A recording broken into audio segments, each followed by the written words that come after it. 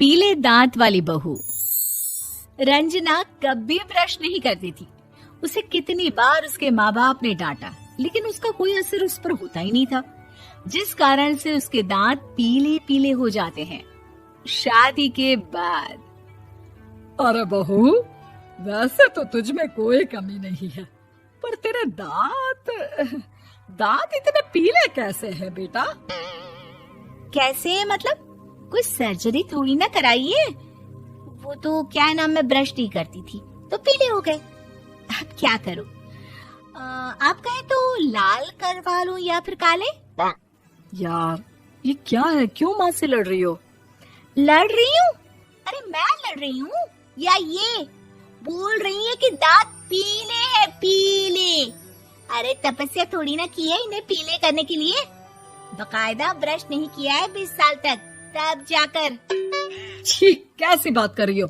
ये उस वक्त तो पीले नहीं थे जब हम लोग तुम्हें देखने आए थे। अरे तब साफ करवा लिया होगा डेंटिस्ट के पास जाकर। अब देखो कैसे पीले पीले लग रहे हैं। रंजना सास की तरफ गुस्से से देखती है। फिर शुरू हो गई पीले पीले पीले। अरे पीले तो तब भी थे जब मेरे हाथ का रसगुल्ला उड़ा उड़ा कर खा रही थी और बोल रही थी, लड़की नहीं गुणों का खजाना दे रहे भाई साहब आप।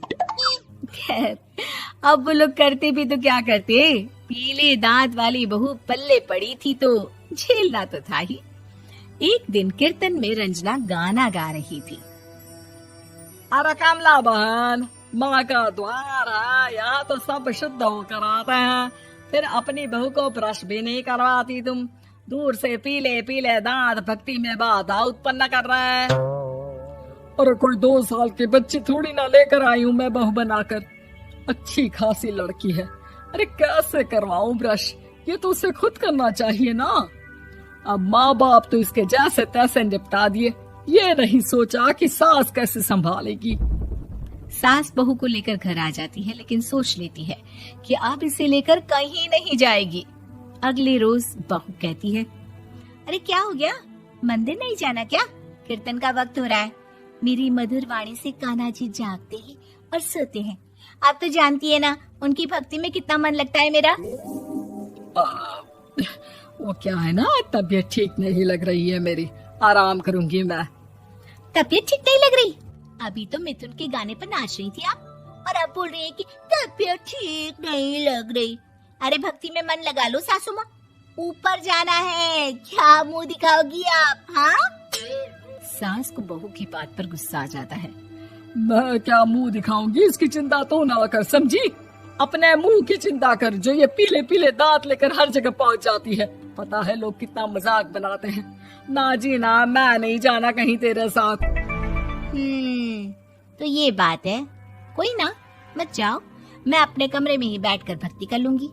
ऊपर वाला दांत थोड़ी ना देखता है, मन देखता है, भावना देखता है।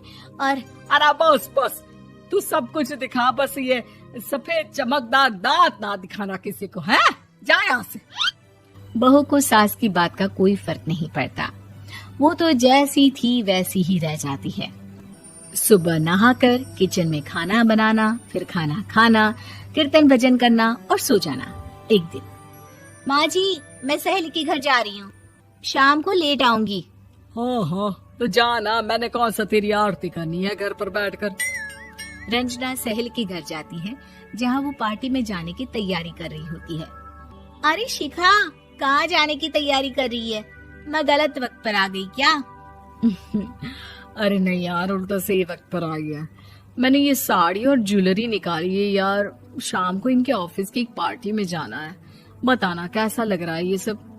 नहीं यार, इस ड्रेस के साथ तो वो वाली ज्वेलरी अच्छी लगेगी। हाँ हाँ सही बोल रही है, मैंने ध्यान ही नहीं दिया। वैसे तो हमेशा से मस्त फैशन सेंस रखती है। तो बड़ा जाती होगी ना पति के साथ पार्टी में। रंजना कुछ नहीं बोलती, बस सोचती है कि यार काश ये बात सही हो जाती, पर मैं क्यों नहीं जाती पार्टी में? क्या इन लोगों की कोई पार्टी होती नहीं होगी? रंजना घर आती है और रात में पति से सवाल करती है, एक बात बताइए, आप मुझे किसी पार्टी में क्यों नहीं ले जाते? क्या आपके यहाँ ऑफिस में पार्टी नहीं होती? पति बेचारा क्या कहता कि दांत पीले हैं तुम्हारे इसलिए। अरे कोई पार्टी होती नहीं हम लोगों के ऑफिस में, तो कहाँ से लेकर जाऊं?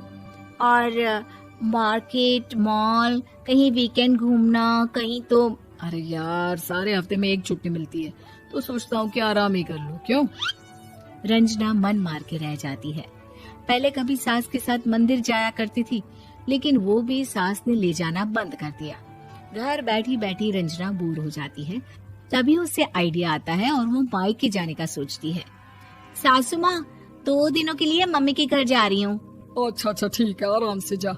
और हाँ, माँ से कुछ अच्छी आदत सीख कर आना कि कैसे शरीर के हर भाग की तरह दांतों की सफाई भी जरूरी होती है, समझी? शुरू हो गई ना आप। वो लोग आपकी तरह नहीं है कि छोटी छोटी बात का बतंगड़ बना दे। उन लोगों के लिए मैं मायने रखती हूँ, ना कि मेरे पीले पीले दांत। रंजना माँ को बिना बताए उन लोगों को सरप्राइज देती है, लेकिन जैसे ही वो दरवाजे पर पहुंचती है, अंदर देखती है कि घर वाले कहीं जा रहे होते हैं। अब माँ, काश रंजना दीदी के दांतों वाली प्रॉब्लम नहीं होती, तो वो भी हम लोगों के साथ चलती ना बुआ जी की बेटी की शादी में। हाँ बेटा, लेकिन अब उसे कौन समझाए कि उसको उसके पीले दांत नहीं दिखते, लेकिन उसके आसपास के लोगों को कितना एम्बैरेसिंग फील कराते हैं। मुझे तो कितनी बार उसके स्कूल की टीचर ने शिकायत की कि उसके साथ कोई लड़की बैठना भी नहीं चाहती, और ना ही कॉलेज में कोई उससे बात करना चाहता था। लेकिन पता नहीं क्यों उसे ये बात समझ में ही नहीं आती। कोई कमी नहीं है उस लड़की में, बस यही कि दांत पीले हैं। वो तो भला हो जीजा जी और उनकी माँ का, जो दीदी को जैसी है वैसे ही रखा हुआ है। रंजना को अपने घर वालों की बात सुनकर बहुत दुख होता है। वो सोचती है कि वो क्या करे, लेकिन फिर वो सीधा डेंटिस्ट के पास जाती है, अपने दांत चमकाती है और कसम खाती है कि वो रोज ब्रश करेगी। अरे क्या हो गया? तुम तो 2 दिनों के लिए गई थी ना, पर कोई ना, अच्छा है, चलो आ गई तो। रंजना सास के सामने आकर खड़ी हो जाती है और पूरी स्माइल करती है, उसके चमकदार दांतों को दिखाती हुई। हैं? चले मंदिर? माँ, मुझे माफ कर दीजिए, मैंने आप लोगों को बहुत एम्बैरेसिंग फील करवाया। मैं आज से रोज ब्रश करूंगी।